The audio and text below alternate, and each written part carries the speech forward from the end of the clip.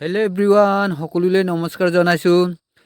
CM ট্ৰিপুলৰ কাৰণে সকলো যুৱক যুৱতীয়ে হাকাবাদী হৈ আছিলে 25 ডিচেম্বৰত পাম বুলি, কিন্তু এতিয়া সকলোৰে মনত নিৰাশ হৈ আছে। কাৰণ মুখ্যমন্ত্ৰীয়ে এতিয়া ঘোষণা কৰিছে যে অহা 15 জানুৱাৰীৰ পৰা অহা 15 ফেব্ৰুৱাৰীৰ ভিতৰতেই CM ট্ৰিপুলে 1 লাখ টকা বিতৰণ কৰা হ'ব বুলি ঘোষণা কৰিছে। আৰু এই টকা বিভাগীয় মন্ত্ৰীয়ে প্ৰতিটো জিলাৰ সদৰত গৈ বিতৰণ কৰিব বুলিও ঘোষণা কৰিছে।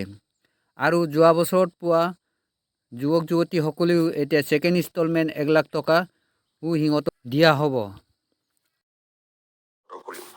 আৰু প্ৰত্যেকখন জিলাৰ সদৰত আমি এটা অনুষ্ঠান পাতি এই CM ট্ৰিপুলে এই আঁচনিটোৰ হিতাধিকাৰীসকলক আমি ধন বিতৰণ কৰিম। যিমান কেইখন জিলাৰ সদৰত পাৰো মই যাম, আৰু যিকেইখনত মই যাব নোৱাৰো আমাৰ মন্ত্ৰীসভাৰ সদস্য, বিশেষকৈ উদ্যোগ মন্ত্ৰী ডাঙৰীয়া নিজে গৈ আপোনালোকক বিতৰণ কৰিব।